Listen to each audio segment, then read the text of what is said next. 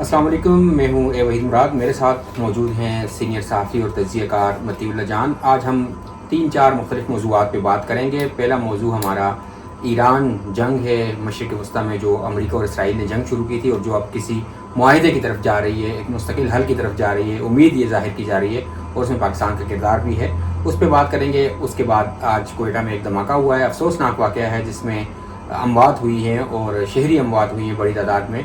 اس کے علاوہ ایمان مزاری کا جو کیس ہے وہ ہائی کورٹ میں اب سماعت کے لیے مقرر کیا گیا ہے. 2 جون کو اس کی سماعت ہونی ہے. اس پہ ہم بات کریں گے. القادر ٹرسٹ پہ ہم بات کریں گے کہ القادر ٹرسٹ میں عمران خان کی اور جو بشرا بی بی ہیں ان کی جو سزا کے خلاف اپیلیں ہیں وہ زیر سماعت آ رہی ہیں اور اس میں کیا کچھ پیش رفت ہے اور کہ کیا کوئی ڈیل بھی پی ٹی آئی کے اور حکومت کے درمیان ہو رہی ہے، اسٹیبلشمنٹ کے درمیان. اس حوالے سے ہم شروع کرتے ہیں ایران کے حوالے سے کہ پاکستان کے army chief field marshal Asim Munir نے دورہ کیا ایران کا. اس سے پہلے پاکستان کے وزیر داخلہ گئے، اب پاکستان کے وزیر اعظم چین میں ہیں.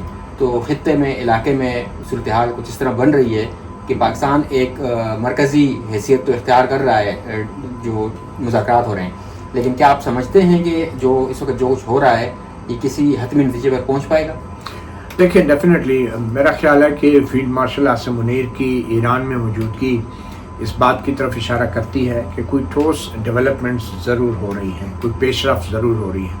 اور پھر شہباز شریف کا ایسے موقع پہ چین کے اندر موجود ہونا وہ اس بات کی طرف اشارہ کر رہا ہے کہ جو بھی ڈیولپمنٹس ہو رہی ہیں چین کو یہ احساس نہ ہو کہ شاید اس کو لوپ میں نہیں رکھا جا رہا یا اس کے طرف سے کسی قسم کا کوئی ابہام نہ ہو جائے، کہ چین کو یہ تاثر نہ ملے کہ شاید جو معاملات طے ہو رہے ہیں اس کو اعتماد میں لیے بغیر کیے جا رہے ہیں. اور دوسری بات یہ کہ چین اس بات کو برملا کہہ چکا ہے کہ آبنائے ہرمز کو ایران کو کھولنا چاہیے.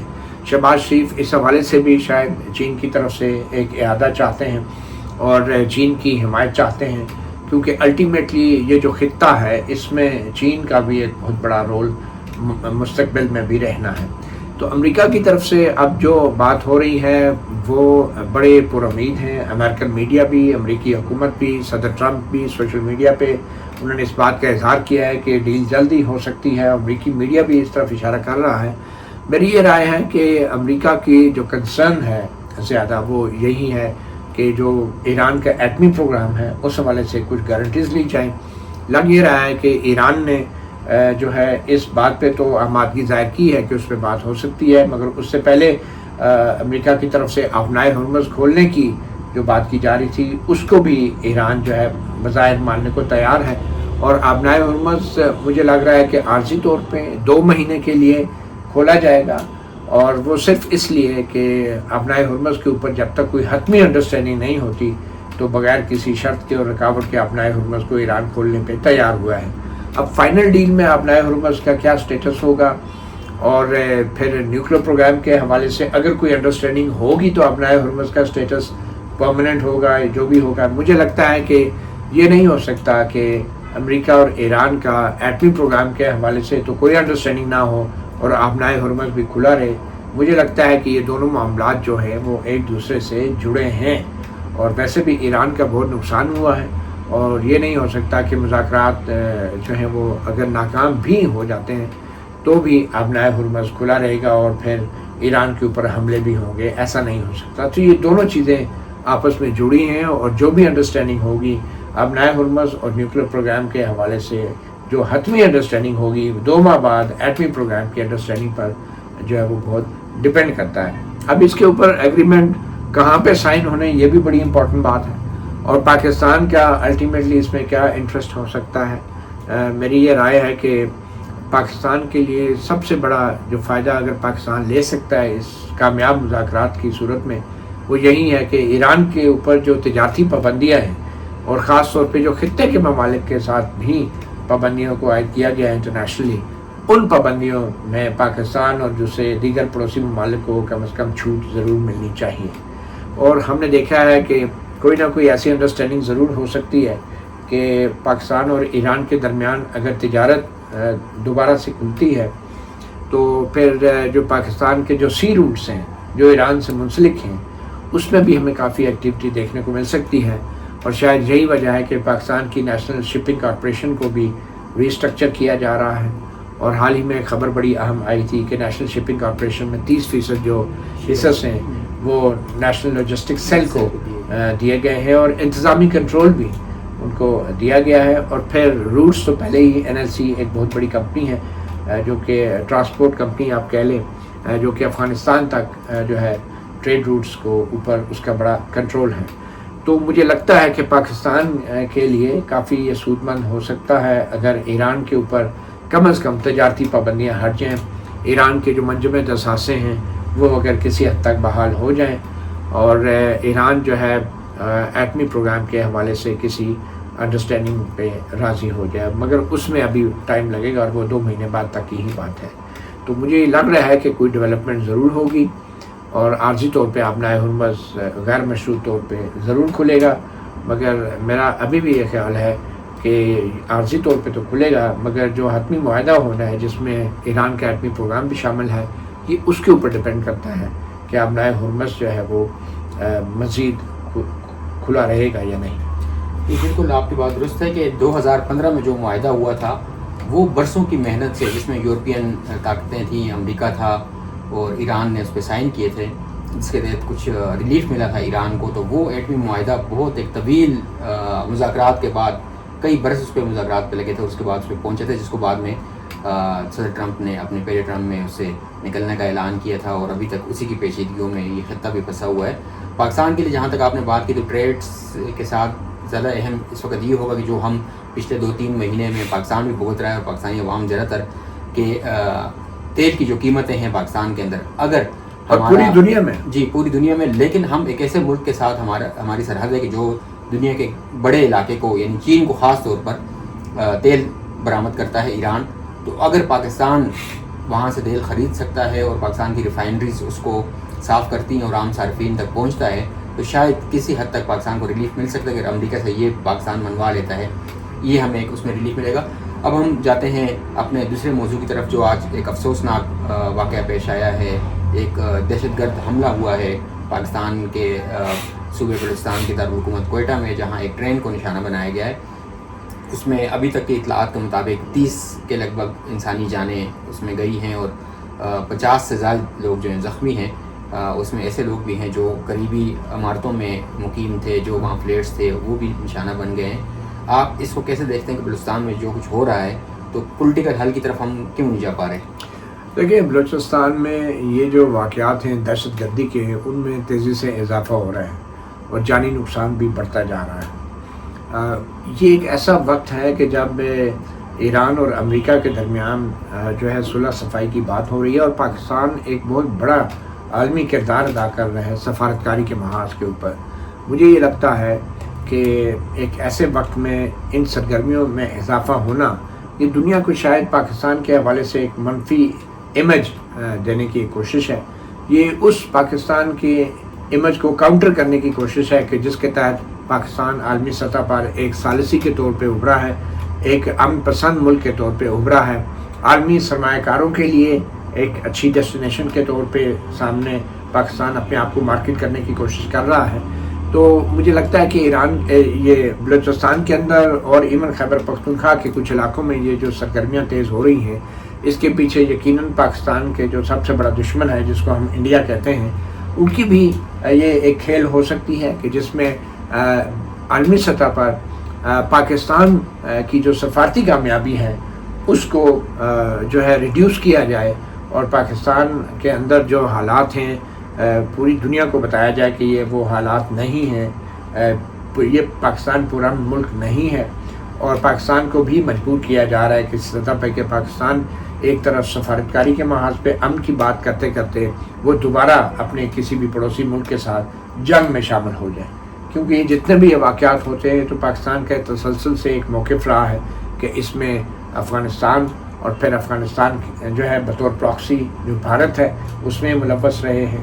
تو مجھے لگتا ہے کہ پاکستان کو ایک بار پھر مغربی سرحد کے اوپر بھی جو ہے وہ جنگ میں گھسیٹنے کی ایک کوشش کی جائے گی اور یہ واقعات جس تیزی سے ہو رہے ہیں ان کا بظاہر یہی ایک مقصد لگتا ہے. مگر پاکستان کی حکومت کو اس وقت بہت احتیاط سے کام کرنا ہوگا, بڑے تحمل اور صبر کا مظاہرہ کرنا ہوگا اور اس سے پہلے افغانستان میں دہشت گردوں کے ٹھکانوں پہ ہم نے جو حملے کیے، اس طرح کی کارروائی سے کم از کم فی الوقت جو ہے ایک بڑے اہم نازک سفارتی موڑ سے ہم گزر رہے ہیں۔ اس مرحلے کو پار کرنے کے بعد یہ معاملات دیکھے جا سکتے ہیں، مگر فوری طور پہ پاکستان کی طرف سے کسی قسم کا رد عمل جو ہے وہ پاکستان کی جو سفارتی محاذ پہ بنائی گئی ایک ساکھ ہے اس کو بھی متاثر کر سکتا ہے۔ تو یہ ایک قسم کا ایک کاؤنٹر کیا جا رہا ہے کہ جو وائبس پاکستان سے پوری دنیا کو جا رہی تھی، تو پاکستان سے ایک قسم کا منفی جو ہے تاثر بھی پاکستان کا بنانے کی کوشش کی جا رہی ہے۔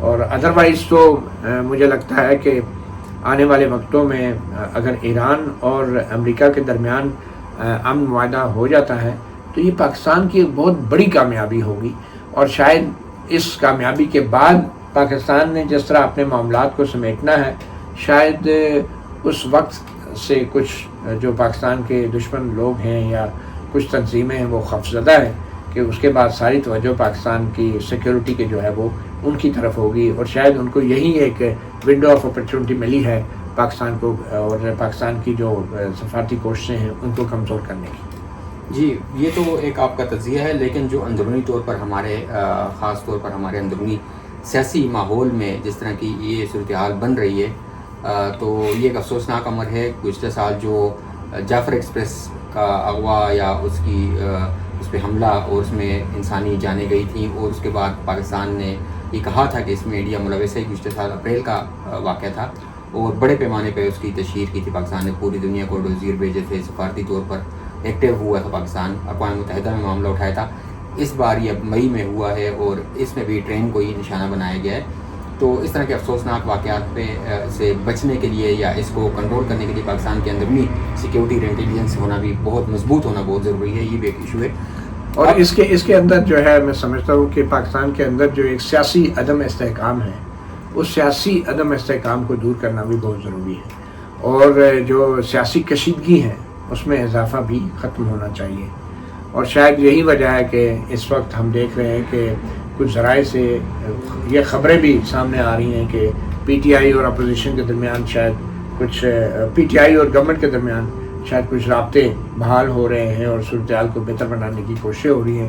میں ان خبروں پہ یقین تو نہیں کرتا، مگر جو حالات پیدا ہو رہے ہیں اس میں لگتا ہی ہے کہ شاید حکومت بھی جو ہے کسی حد تک سنجیدہ ہوگی معاملات کو تھوڑا نارملائز کرنے میں۔ آپ کو کیا لگتا ہے؟ اس میں دلچسپ بات یہ ہے کہ ہم یہ کہہ رہے ہیں کہ پاکستان پولیٹیکلی اندرونی طور پر سیاسی عدم استحکام کو کم کرے اور اپوزیشن کو ساتھ ملائے، جو اس وقت اپوزیشن ہے پاکستان کی، لیکن اس میں سچویشن اس طرح کی ہے کہ ابھی تک ہم ہر 2-3 مہینے بعد یہ سنتے ہیں دیکھتے ہیں کہ جی ڈیل ہو رہی ہے، پھر ڈیل ہو رہی ہے، عمران خان کو لایا جا رہا ہے یا اس کی پارٹی کے ساتھ ڈیل ہو رہی ہے، محمود خان چکزئی کے ساتھ بات چیت ہو رہی ہے۔ ایک طرف ہم یہ دیکھتے ہیں، دوسری طرف ہم دیکھتے ہیں کہ ترامیم ہوتی ہیں آئینی۔ اب آئینی ترمیم ایک اور نئی آئینی ترمیم کا ڈول جو ڈالا گیا ہے یا ڈالا جا چکا ہے کہ بجٹ سے پہلے یا بجٹ کے بعد وہ ہو جائے گی، اب تو آسان ہے، بالکل راتوں رات ہی ہو جاتی ہے پاکستان میں، ممکن ہی ناممکن کچھ نہیں رہا، مشکل بھی کچھ نہیں رہا، جو خاص طور پر پارلیمنٹ کو جس طرح کا استعمال کیا جاتا ہے۔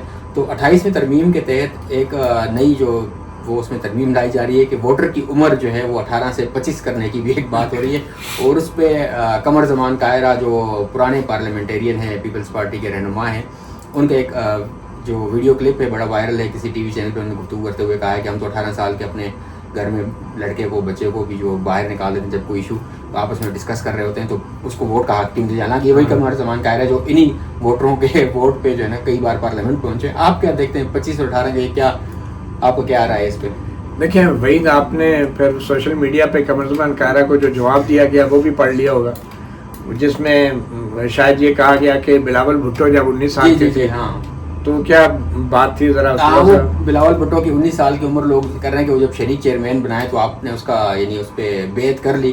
وہ ظاہر بات ایک سیاسی خانوادہ ہے اور ان کے بغیر تو کچھ بھی نہیں ہے۔ پیپلز پارٹی کے جو سیاسی خاندان ہے، بھٹو کی لیگیسی ہے، اس کے بغیر تو پیپلز پارٹی بھی کچھ نہیں ہے اور اس کے رہنما بھی کچھ نہیں ہے۔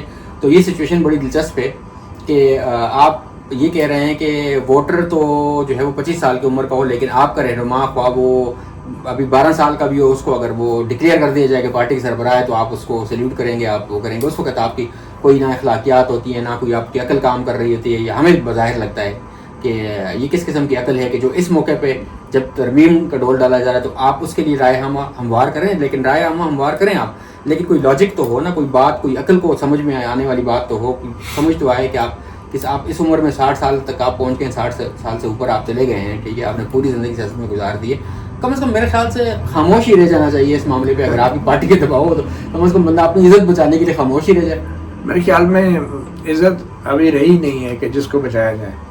تو مجھے لگتا ہے کہ نون لیگ ہو یا پیپلز پارٹی ہو, یہ آپ سمجھ چکے ہیں کہ ان کا سیاسی مستقبل ختم ہو چکا ہے, اور کسی بھی سیاسی جماعت کا سیاسی مستقبل جو ہے وہ الیکشن سے جڑا ہو. الیکشن جڑ گئے.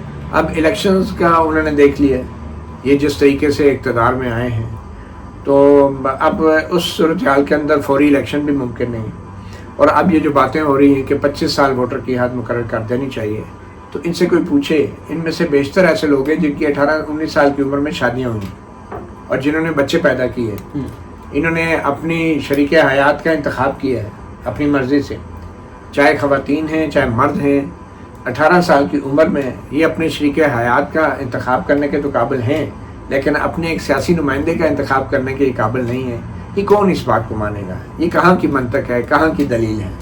تو یہ تو ایک شکست خوردہ ذہن کی باتیں ہیں, تجاویز ہیں, ترامیم ہیں, کہ جن کو یہ معلوم ہے کہ 25 سال کا جو پاکستان میں جو نوجوان ہے وہ ان کو ووٹ نہیں دے گا, اور یہ اب اس طرح کی دلیل دے کے اپنے آپ کو مزید تذلیل کر رہے ہیں, اپنی بطور سیاستدان بھی بطور سیاسی جماعت بھی.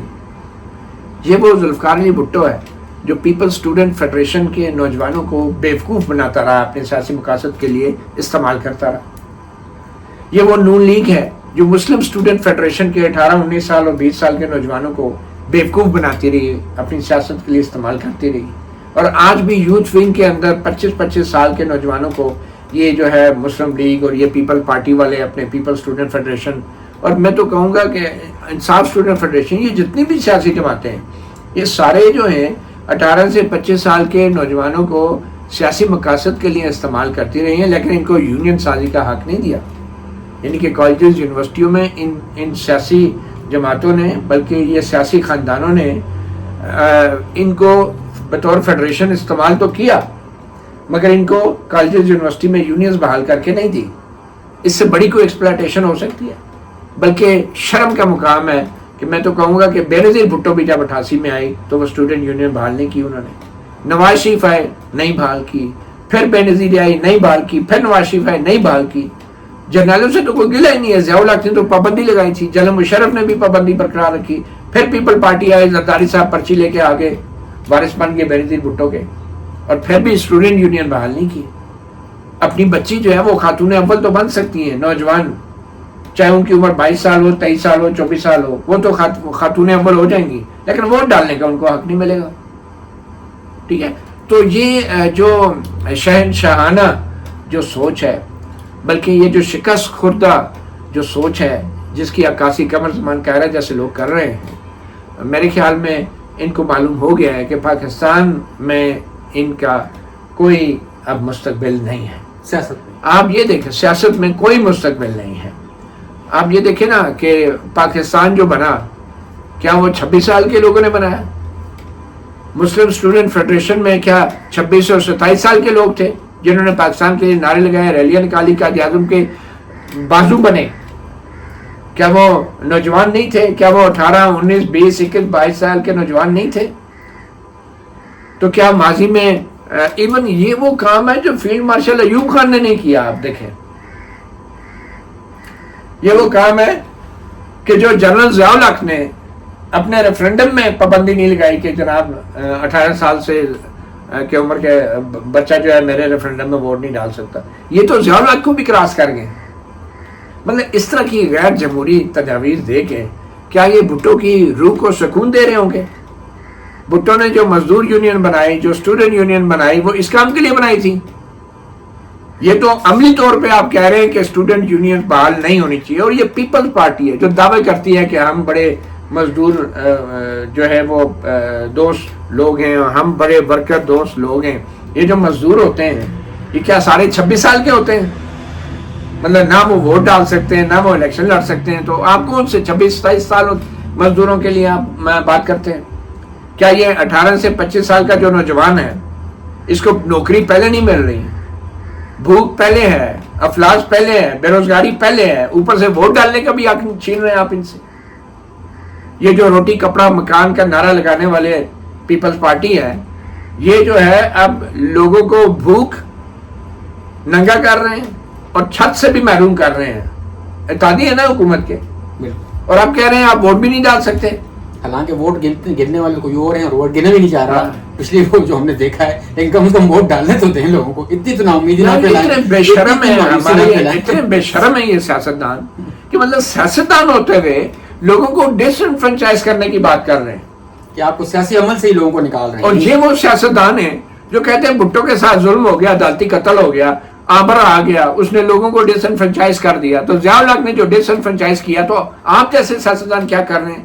25 سال ووٹر کی عمر، آپ تو ضیاء الحق سے بھی بدتر ہیں، آپ تو مشرف سے بھی بدتر ہیں. ایک سیاستدان ہوتے ہوئے، سیاسی جماعت ہوتے ہوئے آپ کو تو یہ بات کرتے ہوئے بھی شرم آنی چاہیے کہ ووٹر کی آج جو ہے وہ 18 سال سے ہم 25 سال کر رہے ہیں. کیوں؟ کیونکہ ان میں اکثریت کیا عمران خان کی سپورٹر ہیں. مطلب اتنی شرمناک ظاہر خوف تو یہی ہے، اور اسی خوف پہ اس کا اظہار بھی بعض اوقات کرتے ہیں، بعض اوقات چوری چھپے کرتے ہیں، بعض اوقات سریعام کر دیتے ہیں، کہہ دیتے ہیں کہ خوف تو اسی کا ہے، اس نوجوان ووٹر کا کہ جو ان بابوں سے تنگ آ چکا ہے. حالانکہ عمران خان بھی کوئی نوجوان نہیں ہے، لیکن کہنے کا مقصد یہ ہے کہ لوگوں کو ان کی رائے کا اظہار کرنے دیں، وہ آپ کے حق میں ہو، آپ کے مخالف ہو. جمہوریت تو یہی ہے. دیکھیں انڈیا میں کیا ہوا ہے، انڈیا کا چیف جسٹس جو ہے وہ بھی کوئی ایسا ہی تھا بے ڈھنگا سا. اس نے کئی بات کر دیا کہ یہ جو نوجوان نسل ہے یہ سوشل میڈیا پہ آتے ہیں، یہ بے روزگار ہیں، یہ جو ہے ان کو کام کرنے کا کوئی نہیں ہے، اور آ کے دے آر کاکروچز کی طرح ہے. اس کے منہ سے نکل گیا کہ یہ کاکروچز کی طرح ہے. انڈیا میں کیا ہوا، کاکروچ جنتا پارٹی کے نام سے سوشل میڈیا پہ پلیٹ فارم لانچ ہوا، اور بھارتیہ جنتا پارٹی سے ڈبل فالوور اس کے ہوئے. ٹھیک ہے، اور 20-25 دنوں میں ہو گئے، 20-25 دنوں کے اندر ہوئے. اس اکاؤنٹ پہ پابندی لگی، نیا اکاؤنٹ آیا کاکروچ از بیک، اس کے پھر فالوورز ہوئے. تو بھائی صاحب ان نوجوانوں کو آپ کہاں کہاں گلا دبائیں گے؟ روٹی کپڑا مکان سے تو آپ نے فارغ کر ہی دیا ان کو، اب آپ ان سے ووٹ کا حق بھی چھین رہے ہیں. وہ جو کہتے ہیں ظالم مارے اور رونے بھی نہ دیں، یہ آپ 25 سال کا جو نوجوان، 18 سے 25 سال کا جو نوجوان ہے، یہ آپ اس کا عدالتی قتل کرنے جا رہے ہیں.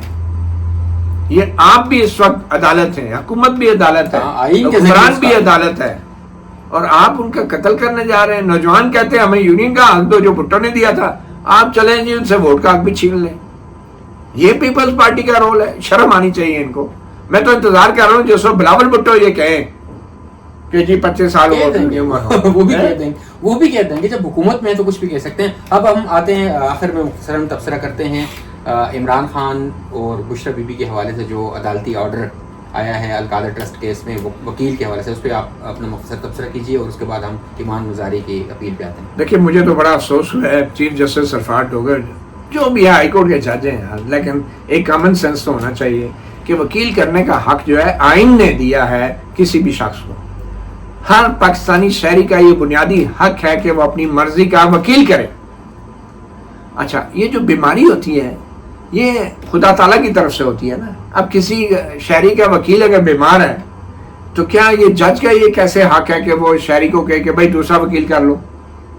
یہ تو آئین کے بنیادی حق کی خلاف ورزی ہے. چیف جسٹس سرفراز ڈوگر کا جو تحریری حکم نامہ ہے جس میں انہوں نے لکھا ہے کہ اگر اگلی تاریخ پہ یہ وکیل اگر بیمار ہے، ان کی جگہ نیا وکیل نہ آیا تو ہم یک طرفہ طور پہ پروسیڈ کریں گے. یہ تو اس بنیادی حق کی خلاف ورزی ہے، اور یہ زیب نہیں دیتا چیف جسٹس سرفراز ڈوگر کو. چیف جسٹس سرفراز ڈوگر تو خود بھی وکیل رہے، اور مجھے تھوڑا سا شک ہے کہ شاید کوئی اچھے کیسز بھی لڑے ہوں گے انہوں نے. تو ان کو تو زیادہ اندازہ ہونا چاہیے کہ وکیل جو ہے جب اگر بیمار بھی ہو جائے تو اس کو مارجن دیا جاتا ہے. آپ نہ صرف یہ کہ اس بیمار وکیل کی توہین کر رہے ہیں بطور جج، آپ جو ہے وہ اس ملزم کی بھی اور اس شہری کے اوپر بھی دباؤ ڈال رہے ہیں کہ بھئی اب اس وکیل کو چھوڑو کوئی اور وکیل کر لو. یہ تو پھر سرفراز ڈوگر صاحب کو پھر نام بھی دے دینا چاہیے کہ یار یہ وکیل ٹھیک نہیں ہے، وہ والا کر لو. پھر یہی ہوگا نا، پھر جج جب آپ دباؤ ڈالیں گے وکیل بدلنے کا تو لوگ تو یہی کہیں گے نا کہ پھر اپنے مرضی کا کوئی وکیل بھی دے دیں آپ. پھر اگلا سٹیپ تو یہی ہے. وہ ایسا بون ہو سکتے تھے لیکن ظاہر بات ہے اس طرح کے کیسز لیتے نہیں ہیں. یہ بڑا افسوسناک. میں کہتا ہوں کہ اس طرح کے جو احکامات ہیں نا یہ ہمیشہ تاریخ میں شرمندگی کا باعث بنتے ہیں، عدلیہ کے لیے بھی، عدالتی نظام کے لیے بھی، اور ایون وکلا کے لیے بھی. کہ نہ صرف آپ وکیل کی توہین کر رہے ہیں، شہری پہ دباؤ ڈال رہے ہیں، اور یہ آپ دیکھیں ایمان مزاری اور ہادی کے کیس میں دیکھیں آپ کیا ہو رہے ہیں۔ ہاں اسی طرف ہم آ رہے تھے کہ 2 جون کو سماعت کے لیے 1 جون یا 2 جون کو اچھا سماعت کے لیے مقرر کیا ہے۔ پہلے جسٹس اعظم نے کہا تھا کہ جی آپ ارلی ہیئرنگ کی درخواست جو ہے نا پہلے فائل کریں، اس میں کیا نام ہے دفتر میں، اور وہاں سے پروسیڈ کریں گے، جو انہوں نے ایک طریقہ بتایا۔ حالانکہ اسی وقت جو انہوں نے چیز مانگی تھی کورٹ کا، سپریم کورٹ کا تحریری باضابطہ حکم نامہ وہ مل گیا تھا، اس وقت دے دیا تھا، لیکن انہوں نے کہا کہ اب آپ جائیں، فیصل صدیقی ایڈوکیٹ کو، انہوں نے کہا کہ آپ جائیں اس کو دفتر میں جمع کرائیں، اور وہاں سے آپ پھر اگلے دن لگی اگلے دن، ہاں جی اگلے دن لگی، اور پھر اس کے بعد اب یہ چلیں یہ اچھی بات ہے۔ اگر عید سے پہلے سزا معطلی کی درخواستیں لگ جاتی جو نہیں لگائی گئی تو اس کے اندر اس بات کا امکان زیادہ تھا کہ سزا معطل ہو جاتی، کیونکہ وہ سزائیں ہیں اس قابل کہ ان کو معطل کیا، میں تو کہتا ہوں ان کو کلعدم کر دینا چاہیے۔ اب دیکھیں نا جو ارلی ہیئرنگ کی درخواست تھی وہ اس کا مقصد ہی یہی تھا کہ عید جو ہے وہ ملزم گھر کے گزارنا۔ یہ کتنی عیدیں آتی ہیں انسان کی زندگی میں بھائی، یہ جو جج ہیں یہ نہیں عید گزارتے، ان کو نہیں پتا کہ عید کے دن خاندان والے اکٹھے ہوتے ہیں، کتنا اہم ہوتا ہے کہ بچے اپنے والدین کے ساتھ عید گزاریں، اپنے رشتہ داروں اپنے بہن بھائیوں کے ساتھ گزاریں۔ آپ پھر کوئی ہینس کرائم ہو وہ الگ بات ہے نا، الگ بات چیٹ کے اوپر جو ہے آپ نے سنا دی، اور ریٹ کے اوپر، اور کچھ میں ایسے ریٹویٹس جو وہ اکاؤنٹس وقت تک بنا ہی نہیں تھا، اور جس طریقے سے پروسیڈ کیا گیا، یعنی گواہوں کو اس طریقے سے پیش کیا گیا جس طریقے سے ان پہ جرم نہ کرنے تھی، ٹھیک ہے، وہ ایک شیم ٹرائل تھا، ٹھیک ہے، اور پوری دنیا نے دیکھا بالکل، اور اسی اپنے ہی وہ جو اس میں لکھا ہوا ایک پورا پیراگراف ہی بغیر کسی وکیل کی حاضری کے، بغیر کسی اس کے اڑا بھی دیا جج افضل منچوکا نے۔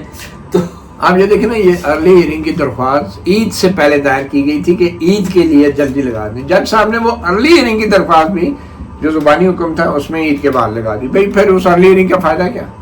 پھر تو سپریم کورٹ نے پہلے ہی 2 ہفتے کا ٹائم دے رکھا تھا ہائی کورٹ کو۔ اب میرے خیال سے براہ راست ساتھ وہ سزا معطلی کی درخواستیں بھی لگ گئی ہیں، تو اب ارلی ہیئرنگ تو ختم ہوگی، اب وہ ڈائریکٹ میرے خیال سے وہی سنیں گے کیونکہ سپریم کورٹ نے حکم دیا ہوا ہے۔ اب دیکھیں اب اگر تو یہ سزا معطلی کی درخواستیں مسترد ہوتی ہیں تو اس کا مطلب تو یہ ہوگا کہ جج مجوکا بھی جو ہے نا چیف جسٹس اسلام آباد ہائی کورٹ بن سکتے ہیں، یا جائے ہائی کورٹ اسلام آباد کے جج بن سکتے ہیں، کیونکہ ماشاءاللہ تھنکنگ اور انڈرسٹینڈنگ کوئی بھی جا سکتے ہیں ہائی کورٹ میں، کیونکہ جسٹس اعظم بھی تو وہاں سے ہی آئے ہیں، کوئی بھی آ سکتے ہیں وہ، اور جس طریقے سے پاکستان میں ہو رہا ہے تو کچھ بھی ناممکن نہیں ہے، اور ان کا رائٹ ہے آنا اگر انہوں نے اچھے فیصلے دیے ہیں اور فیصلے نظر آ رہے ہیں۔